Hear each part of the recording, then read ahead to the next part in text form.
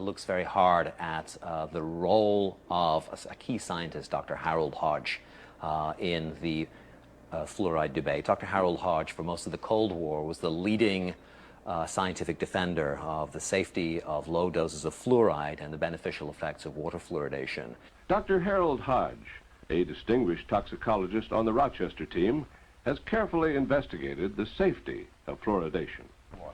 Well, to put it very simply, fluoride is safe at 1 part per million.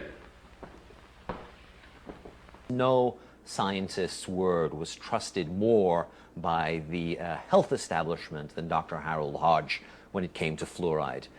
He was a very senior figure and operated at the highest levels for almost all his scientific career. This brings us back to the fundamental point.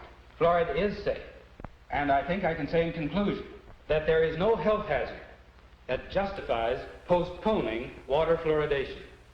Harold Hodge, we now know, was a co-orchestrator of the human radiation experiments in which citizens in hospitals at Rochester and in Oak Ridge were injected with plutonium by scientists under Harold Hodge's direction. And there's a whole book written about that. That's right. We know about Harold Hodge in part because of the work of investigative reporters such as Eileen Welsom, who won a Pulitzer Prize for discovering the names of the people who had been injected with plutonium. Harold Hodge's name surfaced in that book and surfaced in the subsequent presidential inquiry into the human radiation experiments. You join the dots. If Harold Hodge and the University of Rochester are injecting people with plutonium and uranium, and at the same time they are reassuring us about fluoride safety, what's the connection?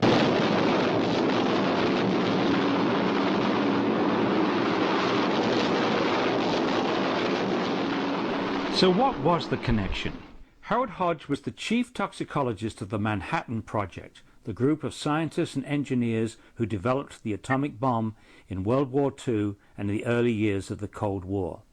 Hodge was responsible for investigating the toxicity of many of the chemicals used in the production of the atomic bomb, and one of the chemicals of major concern was fluoride. The Manhattan Project needed enormous quantities of fluoride to make nuclear weapons, to make the bomb that was dropped on Hiroshima. So the Manhattan Project were concerned about fluoride toxicity.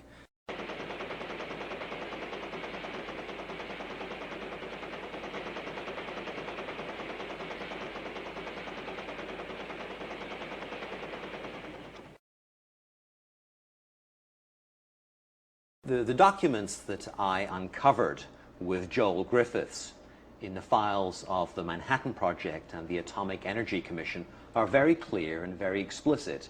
The toxicology department at the University of Rochester, which was under the direction of Harold Hodge, was asked to come up with medical information that could help the government in lawsuits in which the United States Army and the US government were being charged with fluoride pollution.